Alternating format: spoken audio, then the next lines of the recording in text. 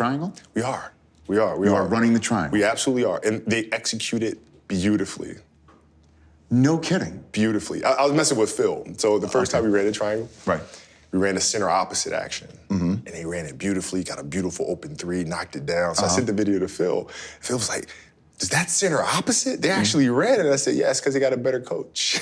Nice. I like it. He just thought, he was awesome. How old are they now? 12. So they're 12. So you're 12. running with 12-year-olds. Yeah. Are you giving them reading material for 12-year-olds? No. Are you doing that, Phil? What I've learned is like, you have to think clearly in how you teach it. You just go piece by piece. Like it's my responsibility to try to teach them the game. And teaching the fundamentals of the game, most importantly, right? Passing with the left hand. Right. Understand spacing, being able to shoot the ball properly, finish at the rim properly, just basics, right? Instead of throwing them everything at once, you just break it up month to month. So do you find yourself using Phil-isms with the kids? I do. But I started doing that even later in my career. A lot of his philosophies, a lot of things that he's taught me have really shaped who I am. And that's why I think he's the greatest coach, because he impacted me, not just from a basketball perspective, but as a person too. So give me an example. What has he left with you? The patience. I mean, you remember me when I was younger, it was like, yo, do this, do it now. Let's go. Why aren't you getting this? Come on, let's go. Right. As opposed to now sitting back and allowing things to materialize and allowing people and to develop and find their own way and be there simply as a guiding force, which helps me a lot in the coaching of my kids' team, helps me in storytelling a lot as well. For the podcast, what you got out there now, you're talking about like when the stories are written for these children's podcasts, the Punies, are you going over the copy? Are you like actually looking through what's being written? Yeah, so like what I did is, when the idea of the show first came to me, I had the two characters already created, which was Puny Pete and BB LaBelle. And I had written 10 short stories for them. And my idea was to have them have individual picture books with short stories. But then we have a family tradition where we watch The Sandlot every 4th of July. And The Sandlot, every 4th of July, we watch The Sandlot as a family. And after watching The Sandlot, I was like, man, we need more movies like this, for kids. It's just in a park and having fun. So I started kind of coming up with ideas and concepts, and nothing really stuck. And then in Thanksgiving, our other tradition is watching the Peanuts, Thanksgiving special. Sure, right. And so when I was watching that, those two things just came together for me. It was like, I got it. Puny Pete, BB LaBelle come together. This is going to be, I'm going to mix The Sandlot and the Peanuts and create our own series. Well, it's interesting, listening to some of the episodes of this podcast, the opening theme, when I heard it, it sounded like the Peanuts theme. Yeah, is that on purpose? That's our homage to the Peanuts and Schultz and what they were able to create. And I feel like in this day and age for children, the music is very pop. There's all of that. There's no classic music anymore of strong piano themes and strong melody themes. And so we wanted to kind of go back to the way shows used to be. So when it all comes down to it, you want to do what with your second career here, Kobe? What we want to do is use sports as the greatest metaphor for life. And if we feel like if we can teach kids how to deal with anxiety, how to deal with pressure, how to deal with failure, how to deal with success through sport, then in turn it helps them to become better people, right? So like if you're struggling with something, if your kid's struggling with a bully at school or struggling with taking tests because the pressure is just too much, how do you practice that? Like as a father, you can go to your daughter and your son and say, okay, work your hardest, don't worry about the end result. But those are just words, aren't they? Right? They have to physically emotionally put themselves in that same situation over and over to really be able to understand how to deal with it. And what we're saying is that sports does that for you. So now through sport, when you practice every day and you're playing these games and you have these emotional challenges, you get used to figuring out how to navigate yourself through, which in turn helps you to become a better test taker and vice versa. I had Jeannie Buss on my show last week. She'd said that you sent her a text when LeBron came to the Lakers of her as the mother of dragons. You sent her a Khaleesi photograph to her phone? I did. What was your intention on that? I did. I sent her a gif of Khaleesi riding in on 1,000 ships behind her with Tyrion next to her and everybody Right. next to her. So I said, this is what you are. I mean, when I spoke to her about making her decision, I told her, I said, at some point, Jeannie, you have to become Khaleesi. You got to be the mother of dragons. The decision with her family, you're talking about? You got to claim what is rightfully yours and go for it, man. So I felt like that was appropriate to send her that gift. Well, she kind of does sit on that iron throne, I guess, to use that phrase, with LeBron coming here. What is your relationship with LeBron? I talked to him the day it was announced. I talked to him and just reached out to him and said, welcome to LA. And I said, now you're a part of the family. So if you ever need anything whatsoever, just you know where to find me, man. I'm right here, and I was excited for him. Are you aware that there are some of your diehard fans that have an issue with LeBron being termed as part of the family? Yeah, I hear that, but listen, if you're a fan of mine, you're a fan of winning. You're a fan of the Lakers, right? I bleed purple and gold, so that's above anything else. I've been a Laker fan since I was yay high. Mm-hmm. That's never going to change, right? And we're about winning championships, so they'll fall in line.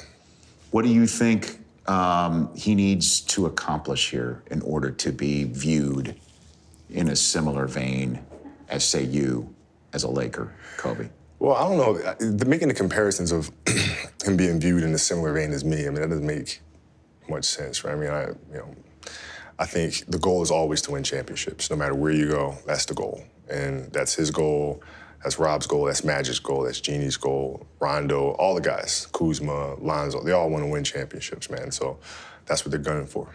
So he needs to win a championship here in LA? Why do people always say that? They say, okay, well, you need to win. And then there's this like crowd of people that are like, well, you don't need to win a champion. Well, you're asking me, you have to win championships. This is why we play. This is why we're here, is to win championships.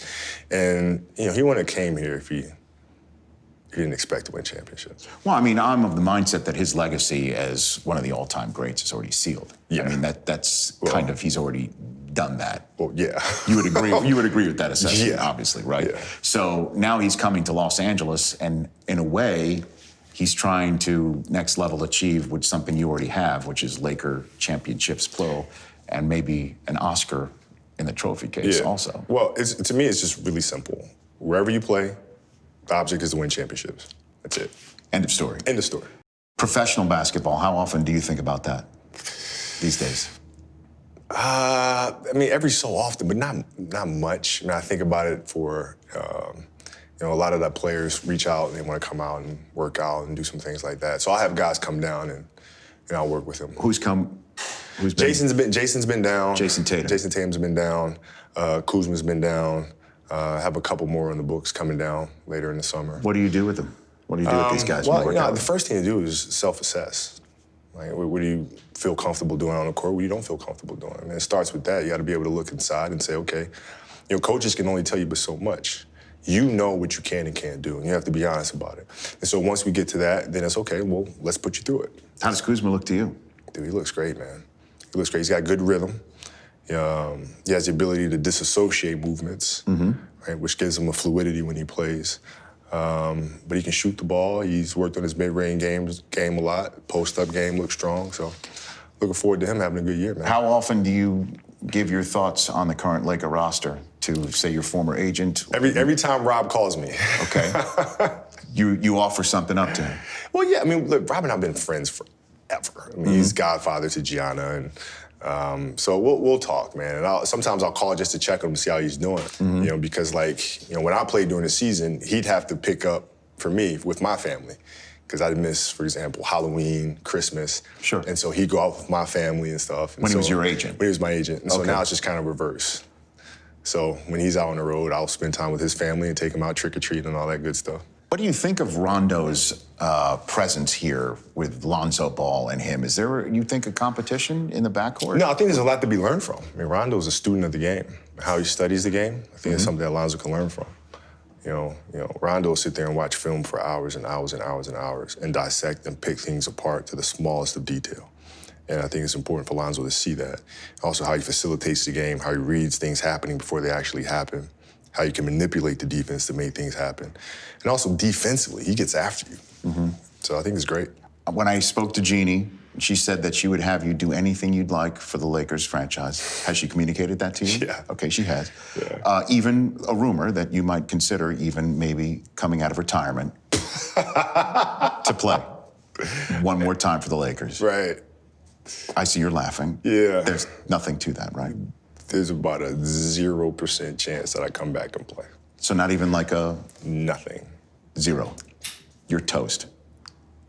You're finished. Done. As a player. That's it. Did last year at any point with you going through your first season not playing basketball? Never. Not once did you think about it? Never. Here's the thing, is for us athletes, it's really hard to transition from that, right? And I was really personal about it when I wrote Dear Basketball. But that is the true challenge of finding what comes next and finding something that you love to do every bit as much as you love your first passion. That is the challenge for us. And I think, unfortunately for us athletes, we've been pigeonholed into thinking that we can only be one thing. And so when I retired, everybody is saying, okay, he's too competitive. He's not going to know what to do with himself. He's going to have to come back. I took that as a personal challenge of them thinking I'm this one-dimensional person, that all I know is how to dribble a ball, shoot the ball, and play basketball and compete at that level. And so I took that as a personal challenge. I will never come back to the game, ever. I'm here to show people that we can do much more than that. And creating this business, winning an Oscar, winning the Emmy and the Annie, those are things that are showing other athletes that come after, no, there's more to this thing, right? So I would never, it's not even a thought. So the goal was an EGOT? You want the Emmy, the Grammy, the Oscar, No, the Tony? the challenge became, how do I take the lessons that I learned through the game of basketball and translate them into building the studio, right? What are the things that I can take from that? The discipline, the commitment, the team and community. How do you get the best out of each other? How do I take those lessons and move those here? That is the challenge. How do we do great work, uncompromising great work? You're not looking at the bottom line. You're focused on the product first, right? Is this the best thing that we can possibly make, no matter what? And having that sharp focus is something that I got from the game of basketball. So then what podcasts, I mean, how, for children, how do you choose your projects? How does that process go for you? Well, I just, I'll sit and I'll think and I'll create. I write them all out and create the characters, create the rules, the structure. And then you kind of got to go with your gut. You got to go with your gut and see, are we creating something that's been done before? Or is this a project something that nobody's seen before? Mm-hmm. And is it a project that we're not sure that we can do? And if the answer is yes, then 9 times out of 10, we're going for that one, right? Because that means we're pushing boundaries a little bit. So that's how I generally pick them. Do you ever want to act? No. I love creating. I love directing, I love producing. I don't love acting. I don't love being in front of the camera. I like trying to figure out if the arc of the story is the right one. Sure. Are you taking pitches? No. You don't take pitches? Nope. Nobody's pitching Kobe Bryant a story? No, we don't take pitches. Like we're a very focused company. Like we have our projects that's laid out 5 years. We know exactly what we're releasing from now to 5 years from now, and when we're releasing them, and how they have a domino effect from books to film to Broadway. We have very specific goals and things that we want to accomplish. So we're very, very focused on those. And all the projects are created in-house. So coming to you with my Dear TV idea, that's out. That's not happening. I mean, if I ever need for you to write Dear TV. You kind of just slipped it in there right now. So I'll take that as a pitch. Well, I mean, no, it's just, I'm not done with my career. You know what I'm saying? At some point. Dear TV. Dear TV. Listen, I can always, dust off the pen. It's okay if you don't like it, Kobe. It's fine. Brother. Listen, I can dust off the pen and edit it for you. You write it, send it to me, I'll edit it for you. You'll make absolutely red notes, you'll circle? I will. Okay. And in the meantime, you're just going to be coaching? I'll be like, this one, this one, that one's real. No, I'm wow, I feel, now I'm getting the sense of understanding. You said you're more patient now. What happened to the patience, Kobe? No, I'm saying it in my head as I'm editing it. When I give it back to you, I'll go, I think there's another level that you can reach. Okay. Wouldn't you agree? Well, yes, I agree with that. See, is that how it would go? Let's focus on being our best self. Okay. And in the meantime, you're just going to coach. You're coaching your daughters. Yeah, I am. Fantastic. Yeah, it's fun, man. And that's what, twice a week, 3 times a week? Is that what it is? No, every day. Every day. Every day. Is there a LeVar type parent that you're dealing with? No, In any way, shape, or fortunately, form? No? all of our parents are very patient and just kind of hands Okay. off with their children. No one's going to just take their kids to Lithuania on No, you? no, Is that happening? no, not yet. You never know.